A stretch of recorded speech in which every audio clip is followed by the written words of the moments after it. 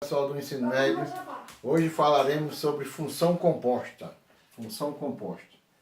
E o que é uma função composta? Bom, uma função composta é quando você joga uma função dentro da outra. Você joga uma função dentro da outra. Por exemplo, eu escolhi aqui duas funções. Uma função f, a lei de formação dessa função f é 4 vezes x, 4x. E uma função g, a lei de formação dessa função g é x ao quadrado mais 1. Já dá para a gente perceber os tipos de funções. Essa primeira é uma função do primeiro grau. Observe que ela é formada por uma equação do primeiro grau. E a função g é a função do segundo grau. Observe aqui o x ao quadrado. E eu imaginei uma terceira função, uma função h de x. E quem é essa função h de x?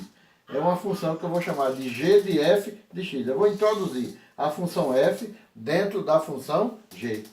Por exemplo, a função g é definida por x ao quadrado mais 1.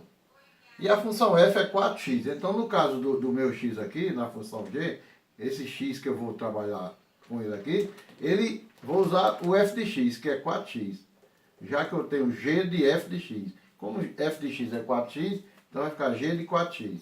Isso quer dizer que na função g, onde aparecer o x, eu vou tirar o x e vou colocar 4x. Então, por exemplo, aqui é x ao quadrado. Aí eu coloco 4x ao quadrado. Aqui é mais 1, então mais 1. Aqui eu faço 4 ao quadrado, dá 16.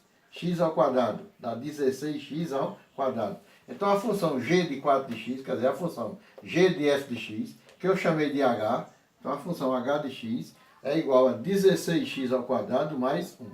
Eu imaginei aqui três conjuntos. Por exemplo, o conjunto A, com os elementos 1, 2, 3. Aqui tem o conjunto B, com os elementos 17, 20, 65 e 145. E uma função C, cujos elementos são 4, 8 e 12. Conjunto A, 1, 2, 3. Conjunto B, 17, 65 e 145. Conjunto C, 4, 8 e 12. Eu quero partir do conjunto A para ir até o conjunto C. Olha, eu tenho dois caminhos. Eu posso ir de A para C, passando por... de A para B, desculpa, passando por A, por C. Eu posso ir de A para B, passando por C. E posso ir direto. É aí onde entra o conceito de função composta. Eu vou logo passando por C. Então, de A para C, eu vou usar a função f. Então, isso aqui vai ser a função f. Vou usar aqui a função f. Então, aqui vai ser a função f. Qual é a lei de formação da função f? 4x. Então, eu vou pegar cada elemento de A e vou multiplicar por 4. 4 vezes 1 é 4. 4 vezes 2 é 8. 4 vezes 3 é 12. Está aqui a função C. O conjunto C. E aqui a função F. Indo de A para C. Mas eu não quero ir para C, eu quero ir para B. Eu fiz logo esse caminho mais longo aqui, passando por C. Agora eu vou de C para B. Olha, de C para B, eu vou utilizar a função G.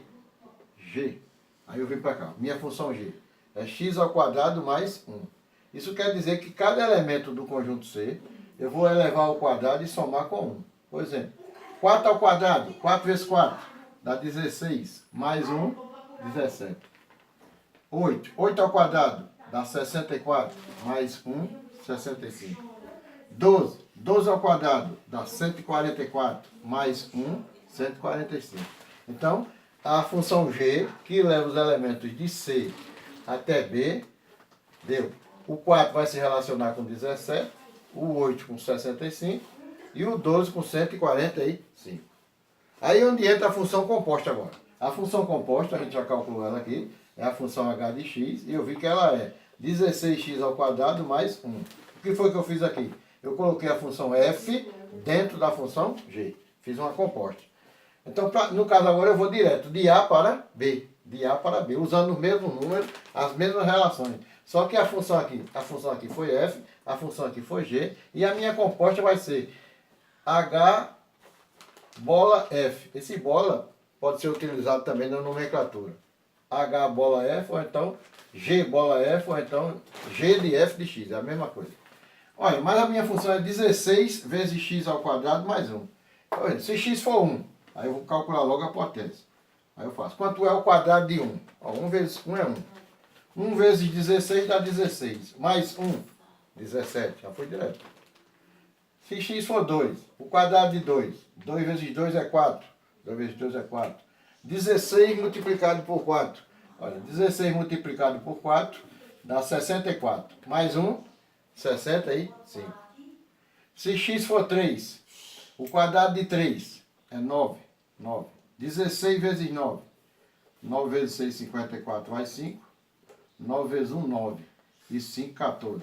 Dá 144. Mais 1, 145.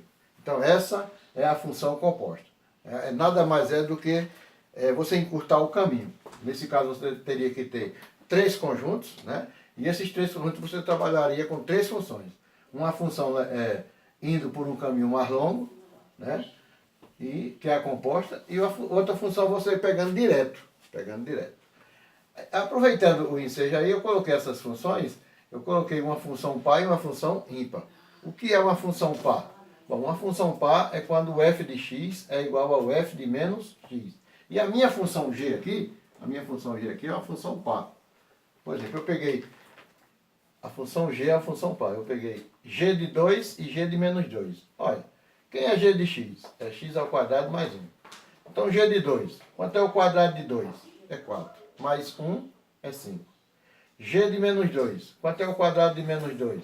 É 4. 4 mais 1, 5.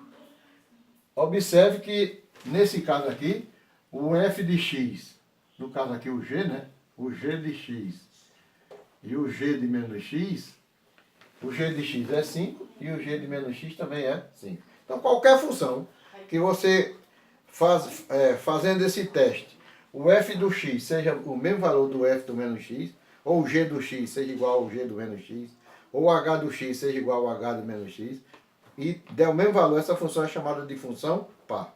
E quando ela é ímpar? Bom, ela é ímpar quando der o contrário. Por exemplo, f de x foi igual a menos f de menos x. Por exemplo, a função f do nosso exemplo aqui, é 4x. A função f é 4x. Então eu calculo f de 2. 4 vezes 2, 8.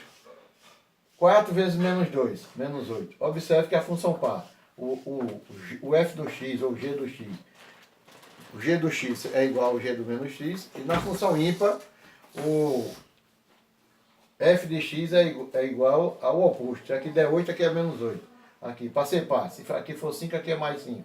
Se aqui for 8, aqui é menos 8. Então, essa é o conceito de função par, função ímpar e função composta. Até a próxima.